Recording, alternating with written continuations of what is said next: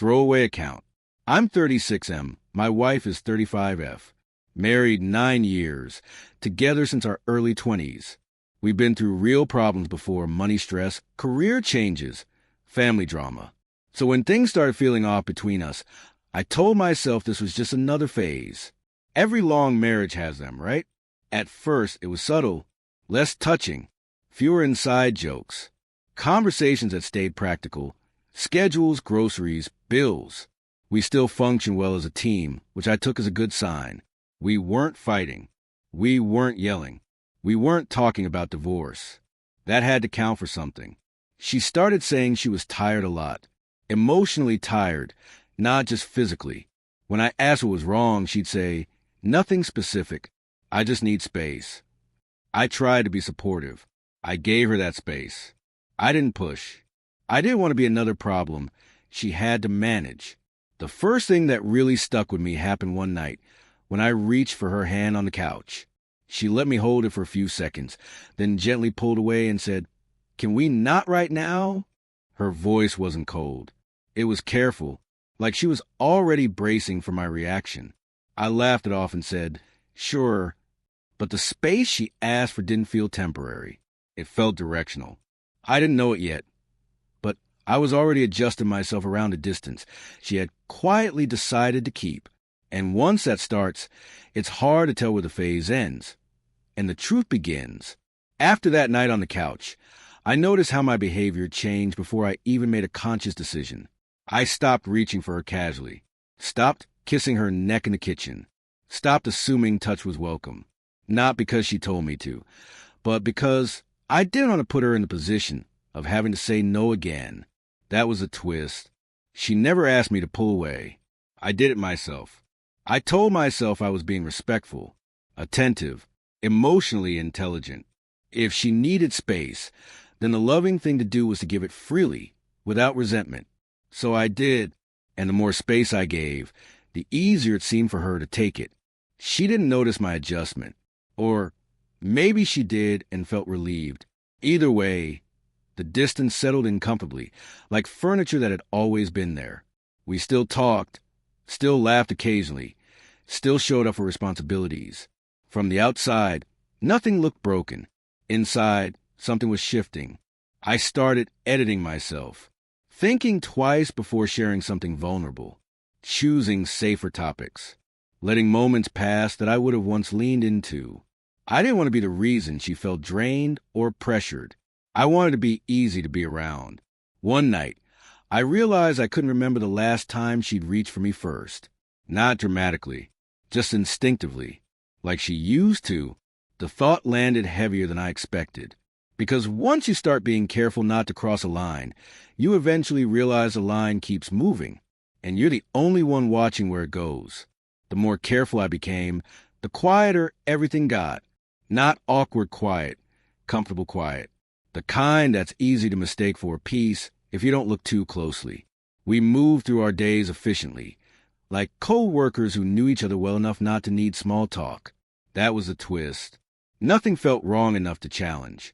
There were no arguments to resolve, no obvious wounds to tend to, just an absence where something warm used to live. When I asked how she was feeling, she'd say, "Better," without explaining what had been worse. When I suggested a date night, she'd say, "Maybe another time," and that time never seemed to arrive. I noticed how our evenings ended earlier. She'd go to bed before me, scrolling on her phone, saying she was exhausted.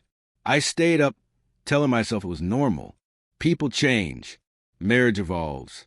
This is what stability looks like. But lying there alone later, I felt a loneliness that didn't match the story I was telling myself. Not the loneliness of being alone. Worse, the loneliness of being unreached for, of realizing that if I stopped initiating everything, conversations, plans, closeness, nothing would rush in to fill the gap.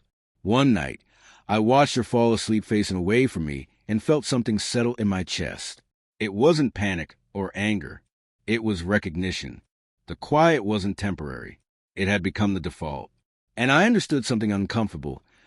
Intimacy doesn't disappear in a single moment. It fades when one person keeps adjusting and the other keeps accepting the space. By the time you notice how quiet it's become, you've already taught yourself how not to make noise. I avoided asking for a while, mostly because I knew I couldn't unhear the answer. Things were quiet, but they were manageable. Asking a real question felt like tipping over a glass that was somehow still standing. So I waited for the right moment, the kind you convince yourself will make hard truths softer. It came on a Sunday afternoon.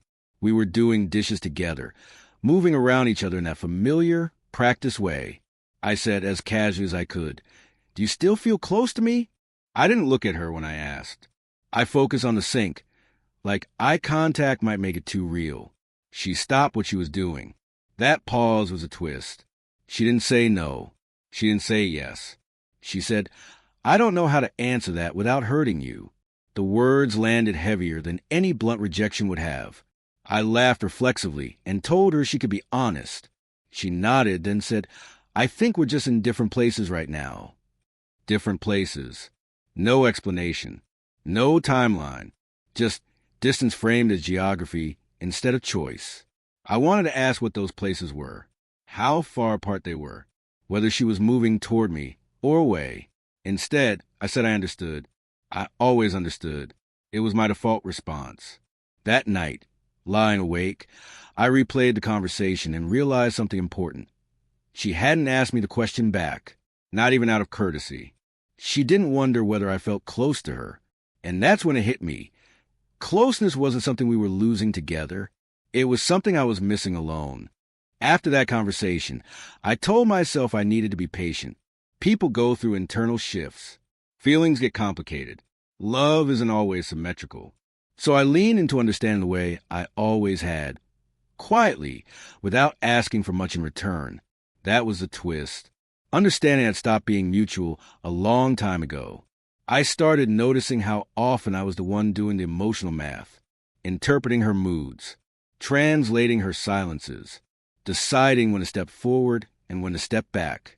She didn't do that for me anymore. If I was quiet, she assumed I was fine. If I pulled away, she didn't reach out.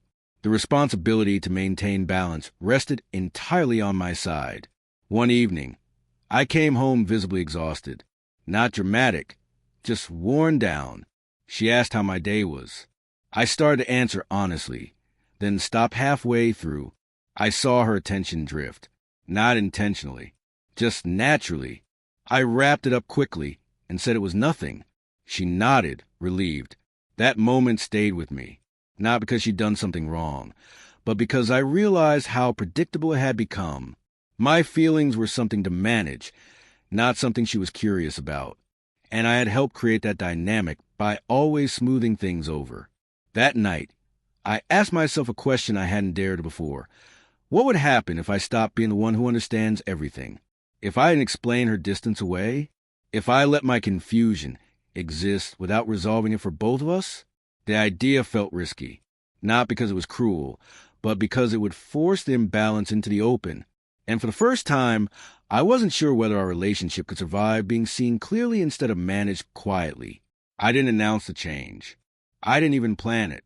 I just reached a point where I was tired of translating everything into something manageable. So the next time there was silence between us, I let it be what it was. It happened over dinner.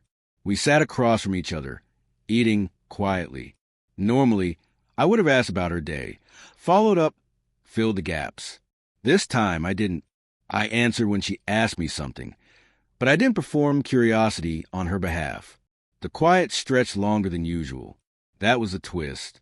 She noticed, not immediately, but with a slight shift in her posture, a glance up from her plate. "You're quiet tonight," she said. I shrugged and said, "I guess so." No apology, no explanation. The moment passed, but something had changed. Over the next few days, I did less emotional maintenance. I didn't check in constantly. I didn't smooth over awkward moments. If she pulled away, I didn't follow. If she seemed distant, I didn't interpret out loud. I let the distance exist without managing it. What surprised me was how uncomfortable that seemed to make her. She asked if I was upset. I said no.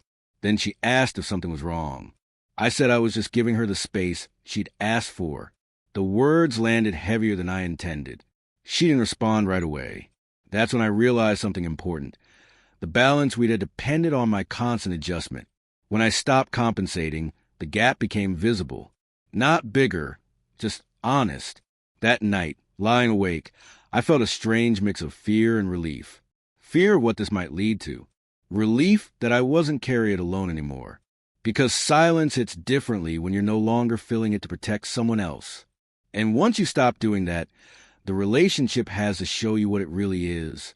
A few days after I stopped feeling the silence, she finally said out loud. We were getting ready for bed, moving around each other in that careful, distant way we perfected, when she asked, "Are you pulling away from me?" The question wasn't angry. It was uneasy, like she just noticed something missing and couldn't quite name it. That was a twist. For months, I've been the one sensing distance, adjusting to it, making it easier for her. The moment I stopped doing that work, that was when it became visible to her. Not when she pulled away, but when I stopped following. I told her I wasn't pulling away. I said I was just trying not to crowd her, not to overcompensate. I used her language because it was the only one she seemed to recognize. She frowned and said it felt different lately. Quieter, less connected. I almost laughed, not because it was funny, but because it was painfully clear how this worked. Connection had depended on my effort, my reaching, my willingness to bridge the gap, no matter how wide it got. When that stopped, the relationship didn't adjust. It stalled. She asked what I wanted. I paused longer than I expected to. I said I wanted to feel close again, without having to manage it alone. The room went quiet. She nodded slowly, like she was processing something heavy. That night, I realized something crucial. The relationship only felt stable when I was the one leaning in. The moment I stood still, the imbalance revealed itself. And once you see that clearly, you can't unsee it.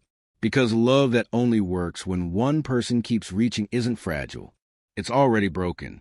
After she asked what I wanted, I expected a conversation. Not a solution, just engagement. Curiosity. Something that told me she was still in this with me. Instead, what followed was a careful kind of vagueness that felt worse than silence. She said she didn't know what closeness was supposed to look like right now. That she felt overwhelmed by expectations. That she loved me, but needed things to stay light. The word light hung in the air like a rule I was supposed to understand without asking what it cost. That was a twist. Everything she said sounded reasonable on its own, but none of it answered the question of whether she was willing to meet me anywhere in the middle. There was no "I want to try," no "tell me what you need," just a description of her internal state, presented like a boundary I was expected to work around. I realized in how often conversations with her had turned into monologues I was meant to adapt to. She explained how she felt, what she needed, what she couldn't give, and I quietly adjust my expectations to fit the space left over.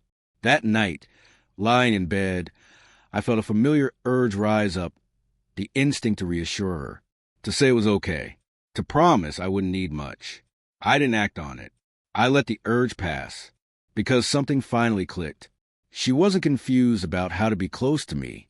She was clear about how close she didn't want to be. And clarity, even when it hurts, is kindled in hope that keeps you negotiating against yourself. After that conversation, I noticed how differently hope felt in my body. It wasn't comforting anymore. It was tense, heavy, like something I was forcing myself to carry out of habit rather than belief. Every time I thought, maybe this will shift, I felt a quiet resistance inside myself. That was the twist. Hope used to feel like love. Now it felt like denial. I watched how she moved through the days afterward. She was calm, relieved, even like she'd said what she needed to say, and assumed the rest would adjust accordingly. There was no urgency to reconnect. No curiosity about how I was processing things. Just a return to normal, with the expectation that I would do the adapting, like always. I realized then that I'd been treating patience as a virtue, when it was really just avoidance dressed up nicely. Waiting for someone to want closeness isn't patience. It's postponing a truth you're afraid to name. One night, I almost reached for her out of instinct, not because I felt close, but because I missed the idea of us. My hand hovered there for a second before I pulled it back. I didn't want to pretend anymore, not even in small ways. That's when it hit me. Staying hopeful in this version of our relationship meant continuing to negotiate against myself. It meant accepting crumbs as progress and calling distance a phase. And for the first time, I asked myself a question that felt both terrifying and grounding. What if the most loving thing I could do, for both of us, was stop waiting for something she had already decided not to give? Once that question exists, it changes the shape of everything, because hope should move you forward, not keep you stuck, quietly betraying yourself. The word phase had been my shield. Every time something hurt, I wrapped it in that word and told myself it would pass. Phases end. They shift. They don't require decisions. But one morning, standing alone in the kitchen while she got ready for work, I realized how long I'd been saying it. Months. That was the twist. Phases don't slowly rewire how you move around someone. They don't teach you to hesitate before touching or to measure your words before speaking. What we had wasn't temporary. It was patterned, predictable, stable in its distance. She walked past me, kissed my cheek quickly, and said she was running late. The kiss felt polite, habitual, like something done to maintain normalcy rather than express connection. And instead of feeling rejected, I felt something else entirely. Clarity. I stopped wondering what I could do differently. I stopped replaying conversations to see where I might have pushed too much or asked at the wrong time. I saw, finally, that I wasn't failing to meet her where she was. I'd been standing there alone for a while. That night, I didn't bring anything up. I didn't withdraw dramatically. I just sat with the truth I'd been avoiding. Calling this a phase had allowed me to postpone a decision I didn't want to face. Because once you admit something isn't passing, you have to ask what it's becoming. And once you ask that, you can't go back to pretending patience will fix what silence has already shaped. For the first time, I wasn't scared of losing the relationship. I was scared of staying in a version of it that required me to keep waiting without being met. Once I stopped calling it a phase, everything sharpened. The quiet wasn't neutral anymore. It had weight. It pressed on me in small moments. When we passed each other in the hallway without touching, when dinners ended with separate screens, when days went by without a single real exchange. Avoiding the conversation started to feel like an active choice, not caution. So one evening, I said out loud, not dramatically, not as an ultimatum. I told her I didn't feel connected anymore and that I was tired of pretending I did. I said I felt like I'd been adjusting myself around her distance for so long that I wasn't sure where I ended and the compromise began. She listened, quietly, carefully. That was a twist. She didn't interrupt or dismiss me. She nodded and said she knew I'd been patient. She thanked me for giving her space. Then she said something that landed harder than any argument could have. I just don't think I can give you what you're asking for right now. Not I don't want to. Not I don't love you. Just I can't. I asked if that meant she wanted things to change. She hesitated, then said she was comfortable with how things were, that the pressure to be closer made her pull back more. The words were honest, and that honesty hurt more than confusion ever had. I realized then that the conversation wasn't about fixing anything. It was about naming the mismatch. I went to bed that night, knowing something important had shifted, not because we decided anything, but because I finally understood the terms. And once you understand the terms of something that's been draining you quietly, you can't keep agreeing to them without knowing exactly what it's costing you. After that conversation, I didn't feel the urge to argue. That surprised me. In the past, I would have tried to reframe things, to find a compromise, to convince myself that right now didn't mean forever. This time, I just listened to what she'd said, and more importantly, to what she hadn't. She wasn't confused. She wasn't unsure. She wasn't asking for time to figure it out. That was a twist. Her comfort with the distance was the answer. The fact that closeness felt like pressure to her told me everything I needed to know. I realized how often I'd been treating her limits as temporary obstacles. Instead of boundaries, she was actively choosing. Over the next few days, I paid attention to my body. How tight my chest felt when I thought about staying. How calm it felt when I imagined not having to negotiate for connection anymore. That contrast was impossible to ignore.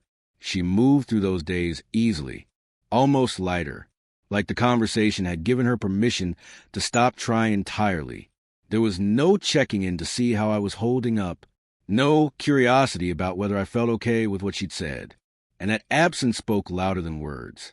I understood then that love doesn't disappear all at once. Sometimes it recedes quietly until one person is standing in the space alone, wondering when the other stopped walking with them. That night, lying awake, I didn't feel desperate or heartbroken. I felt resolved, because hearing the truth, even when it hurts, is kinder than clinging to hope that only one person is carrying. And once you hear it clearly, the next steps stop feeling like betrayal. They start feeling like self-respect. What unsettled me most was that nothing was technically broken. No betrayal, no screaming matches, no single moment I could point to and say, that's where it ended. If I explained our situation to someone casually, it would probably sound fine. Two adults, stable life, no major conflict. That was the twist. There was nothing dramatic enough to fix, only something essential missing. I realized how dangerous that was. Because when nothing is obviously wrong, you start gaslighting yourself into staying. You tell yourself you're being dramatic, ungrateful, that wanting more closeness means you're asking for too much. I'd done that for months, maybe longer. One evening, she asked what I was thinking about. I almost told her the truth. Instead, I said, just tired. It was automatic. And the moment the words left my mouth, I knew something was over. Not the marriage, but the part of me that still believed honesty here would lead to connection. She nodded, satisfied, and went back to her phone. I realized then that the relationship no longer had room for my inner life. There was space for logistics, for politeness, for shared history, but not for vulnerability. And without vulnerability, what we had wasn't a partnership. It was an arrangement. That night, I thought about how many years I might still be able to survive like this. Probably a lot. People do. That thought scared me more than the idea of leaving, because staying wouldn't destroy me all at once. It would just slowly convince me that this level of loneliness was normal. And once that becomes normal, you stop believing you deserve anything else. By this point, I wasn't asking myself whether we loved each other anymore. That question had lost its usefulness. Love, I realized, can exist in forms that still aren't enough to live inside. The harder question, the one I'd been avoiding, was whether this version of love required me to keep abandoning myself. That was the twist. I noticed how carefully I was measuring my days around her comfort. What I said, what I didn't say, when I reached out, when I held back. It wasn't conscious anymore, it was muscle memory. I'd trained myself to live within a narrow emotional range because anything more felt unwelcome. One evening, she talked about future plans. Nothing big, just logistics. Trips, work schedules, practical things. She spoke as if everything was continuing forward unchanged. And I realized something quietly devastating. She was planning around me, not with me. The assumption wasn't closeness. It was continuity. I didn't interrupt. I didn't correct her. I just listened and felt the weight of the decision settling in. Not like panic, like gravity. That night, I imagined staying 5 more years. 10. Still polite. Still functional. Still quietly lonely. The image didn't feel tragic. It felt numb. And that scared me more than heartbreak ever could. I understood then that waiting for something to break was another way of refusing to choose. Nothing was going to explode. Nothing was going to force my hand. If I wanted a different life, I was going to have to be the one to end something that looked fine from the outside. And once that truth settled, the path forward didn't feel dramatic. It felt honest. The decision didn't come with a surge of courage. It came with a strange calm, like my body had already made the choice and my mind was just catching up. I realized I wasn't angry at her. I wasn't even blaming her anymore. She had been honest about what she could give. I'd just been slow to believe her. That was the final twist. Leaving wasn't about punishment or drama. It was about preservation. I could feel how close I was to normalizing this version of my life, where I was careful, quiet, and increasingly detached from myself. If I stayed, I wouldn't explode. I'd erode. Slowly. Politely. Completely. I told her I didn't think this marriage was working for me anymore. I said it softly, without accusations. I told her I needed a relationship where closeness wasn't something I had to negotiate for, where my presence didn't feel like pressure. She listened, nodded, and said she understood. There was sadness, but no surprise. That confirmed everything. Packing my things felt surreal, but also relieving. The first night alone, the quiet felt different. Not empty, honest. I didn't feel lonely in the same way. I felt present, like I'd stopped holding my breath without realizing it. Here's what I learned. Not all endings come from betrayal or conflict. Some come from clarity, from realizing that love without connection eventually becomes a place where you disappear quietly. If you're reading this and telling yourself, nothing is wrong enough to leave, listen closely. Sometimes the reason to go isn't that something is broken. It's that staying requires you to keep shrinking. And you deserve a life where you don't have to.